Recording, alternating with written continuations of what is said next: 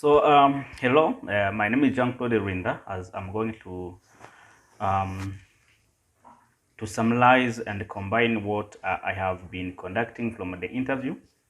And I was able to interview two people. And in this video, so I'm going to combine their ideas and then analyze with my own ideas by putting together the information and my information to make sure that this video provide all information that are needed. So, hey, I do have a time so that I can talk to you a bit. Yes, I have it. Yeah, my name is Jean-Claude Winda. I'm a student at Catholic. I'm working on a business management with concentration logistics and operations. And I'm conducting this interview as a part of my academics work. With your consent, I will record this interview and use information in the record that I want to submit by analyzing the principles of U.S. government, and I'm working for a goal contribute to the society. The interview will be used to create the deliverable, and it will be submitted to College for America so that my project can be evaluated. And then this recording will be used solely for this purpose. The interview information will be temporarily stored in the College for America online evaluation system, to which only the evaluators and the College for America staff will have access to. Do you have any question before we start? So I don't have any question. Maybe we can start with what you want to ask me so that I can keep with what I was going to. So, do you give me your consent and do you allow me to be recorded? Yes. So, this is what I need to read. Yeah. Okay. I, Mr. Lacoze, give my informal consent to participate in this interview to be recorded and used as a part of the students' academic work. Yeah, thank you very much, Fisto. And you're welcome. Yeah. Hey. Hi. Do you have a time so that I can talk to you a bit? Yeah, it's okay. Yeah, thank you very much. My name is Jean-Claude Ruinda. I'm a student at Safety Hamilton University. I'm working in the business management with concentration logistics. So I'm conducting this interview as a part of my academic work. With your consent, I will record this interview and use the information in the deliverable where I'm analyzing different principles of the US government. And I'm working in the goal contribute to the society. So under the project, government and you. So the interview will be used to create this deliverable and submit it to College for America so that my project can be evaluated, and this recording will be used solely for this purpose.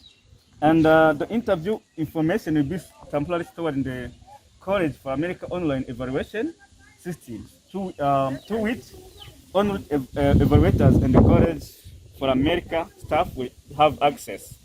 Do you have a question before we start? Yeah, I have a question. Yeah. I would like to know for how long this interview is going to take us. Yeah, this interview is not going to take much longer, and we are going maybe to spend like 2 minutes. Yeah, thank you.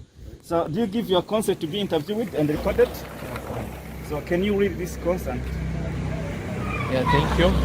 I, Jamarin Ambaje, give my informed consent to be interviewed and recorded for this student's academic work.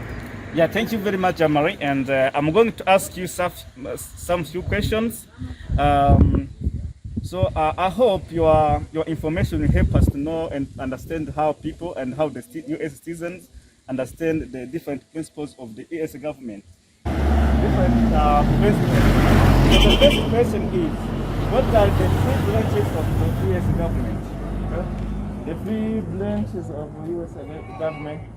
So I don't know if I'm going to make it as a wish, but I think I can try. So the three branches are legislative, executive, and what else?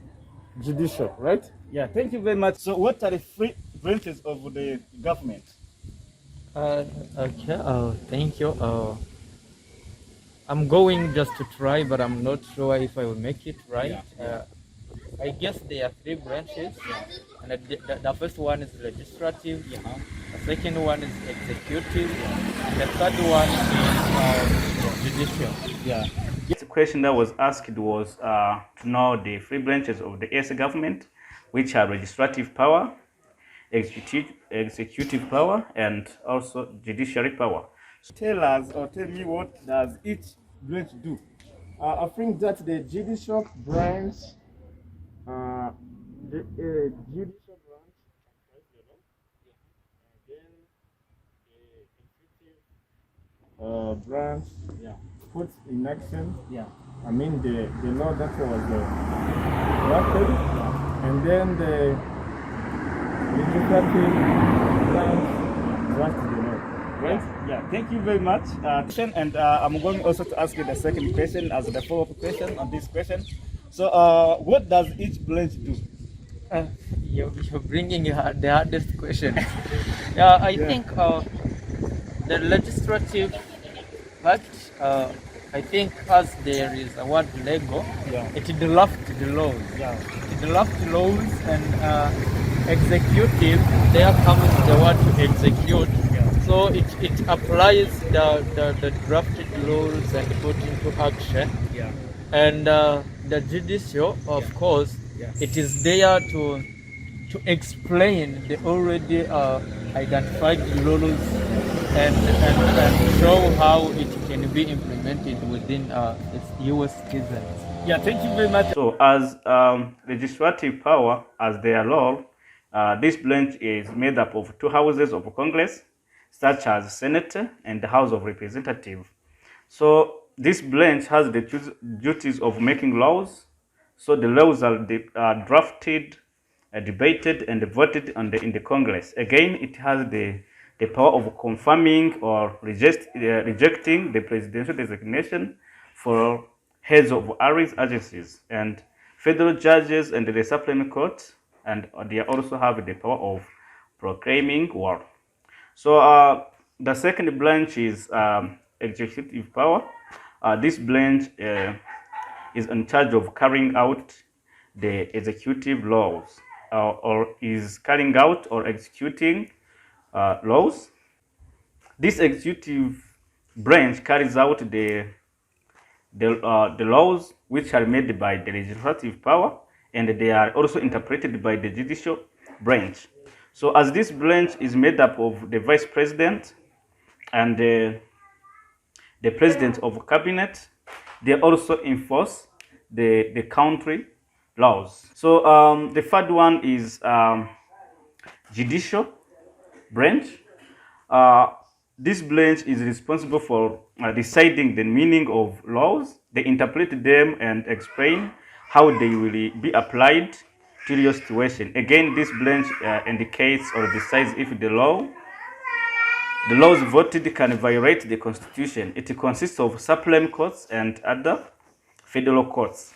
Again, you might ask yourself maybe how these three branches are linked or are connected. These three branches are linked in a way that legislative makes the laws, another one enforces them like executive branch, and then judicial interprets and applies them to your situation. Each branch works hand in hand with one another to make sure that the citizens' rights are protected throughout their responsibilities.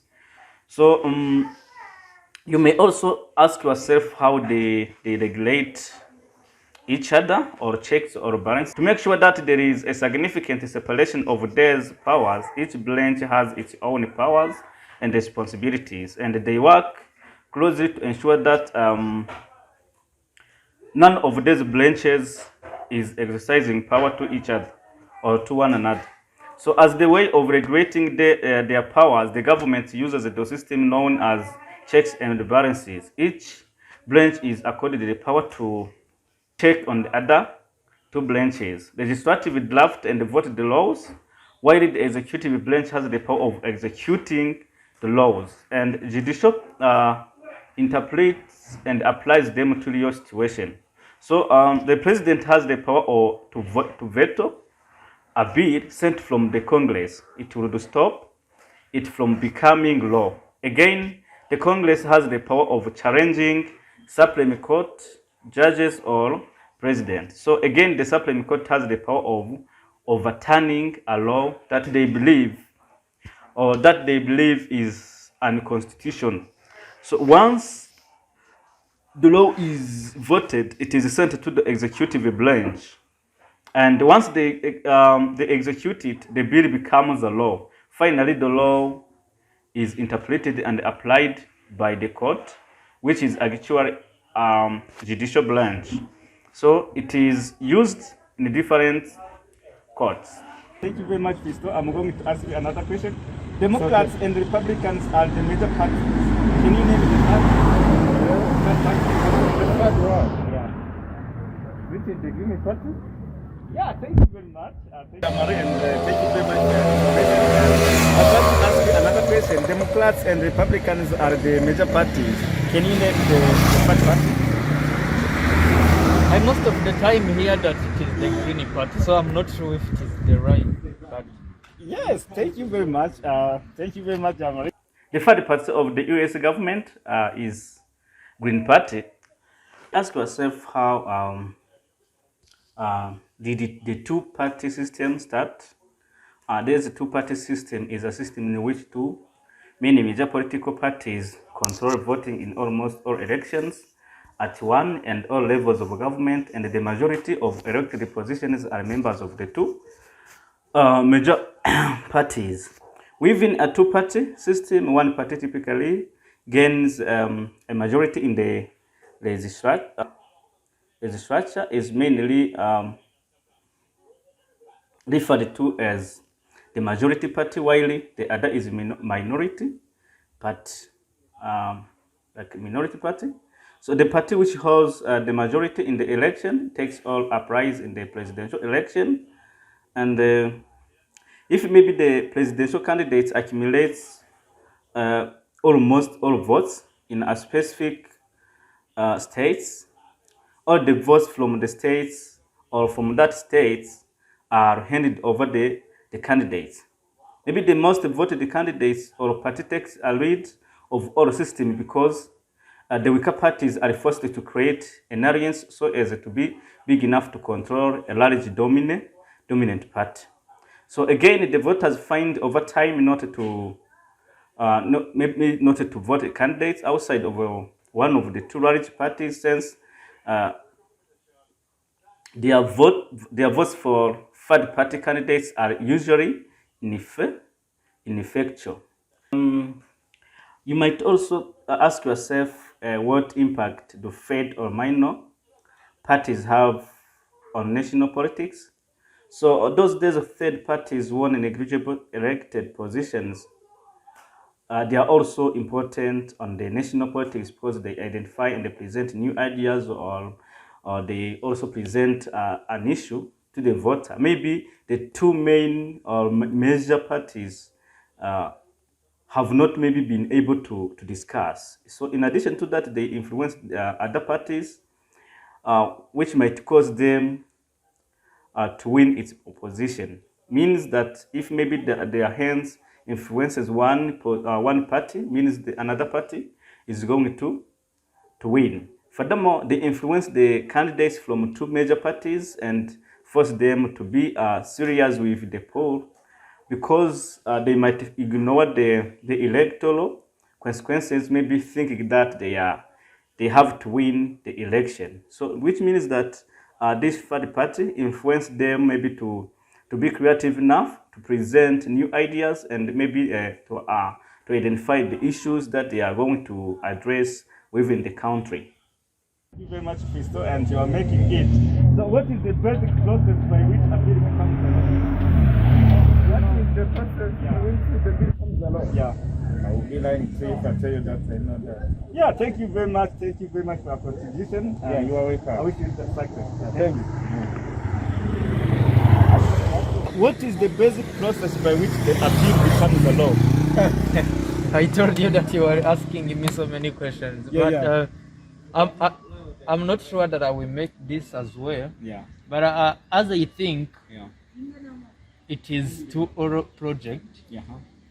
Everything starts from ideas. Yeah. So I think also when a law is being drafted, So it starts from ideas. So a person has an idea, so it shares it to the team members, and after it is shared there, the team learns or studies about the idea to see if it can be like if it can become alive.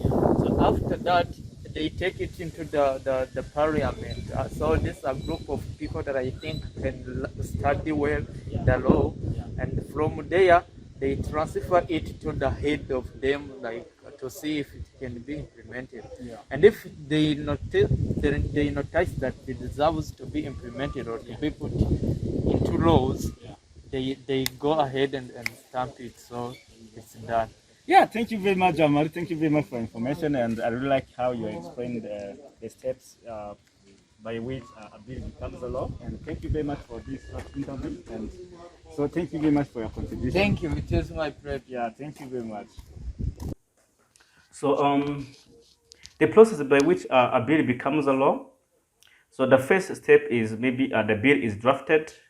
Any member of the Congress, either from the senator or the House, or representative who maybe has an idea for a law can draft a bill.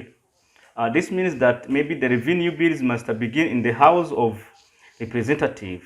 This idea comes from the Congress members themselves or from everyday citizens. So the primary Congress members who is supporting the bill is called the sponsor, while the other members who support are called co-sponsors. So the second step is that the bill is introduced. Once the bill is drafted, and then it has to be introduced.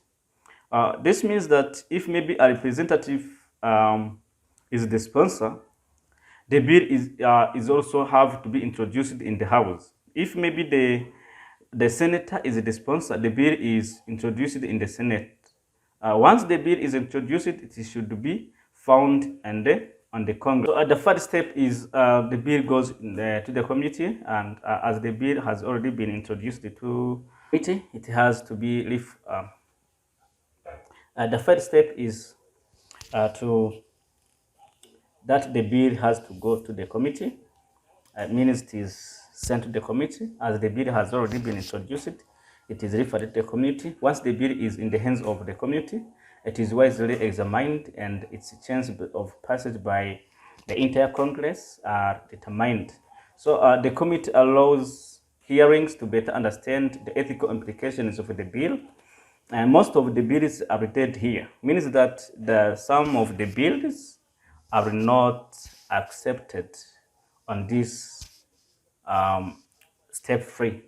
And if the committee doesn't act on the bill is considered to be dead. The step 4, the subcommittee reviewed the bill. The subcommittees are organized under the committee and have further specialization on the certain topic. And the subcommittee may make changes to the bill and must vote to refer a bill back to the full committee. Step number 5, the committee makeup of the bill. Once the hearings and the subcommittee review are done, the committee will meet to make up the bill. They make changes and amendments prior to recommending the bill to the floor. And if maybe a committee votes not to report legislation to the full chamber of the Congress, the bill dies. And if maybe the committee admits the bill, it's reported to the floor, and this procedure is called ordering a bill reported. Means ordering the bill reported. So the step number 6, this is voting by the full chamber on the bill. Once the bill reaches the floor, there is additional debate, and the member of the full chamber votes to approve any amendments. So the bill is then passed or defeated by the member of voting. So step number 7 is referral of the bill to other chamber. once maybe the House or Senator passes a bill, it is referred to the other chamber. It is referred to the other chamber, and maybe when the bill passes the floor or through and the bill approved as received, Congress may form a conference committee to resolve or to reconcile the conference between the House of Senate versions of a bill. Therefore, both House and Senate must vote to approve the conference report. So, while the step number 8,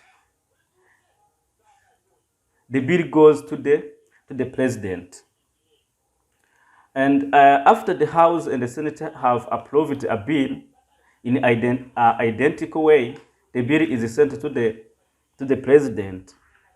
If maybe the president approves of legislation, it is sent to become a law. Or if maybe the president takes no action for 10 days while the Congress is still in the session, the bill automatically becomes a law. Or maybe if the president opposes the bill, they may veto the bill. If maybe no action is taken for 10 days and Congress has already adjourned it, there is this is what we call a pocket veto. The step number 9, which is the final step. The last step is the step which is called overriding a veto, which is step number 9. And if maybe the president vetoes a bill, Congress may attempt to override the veto. If maybe both the Senate and the House pass the bill by 2/3 majority, the president veto is overruled and the bill becomes a law. So thank you very much, and I hope this video is going to make a change, maybe in your understanding. Thank you very much.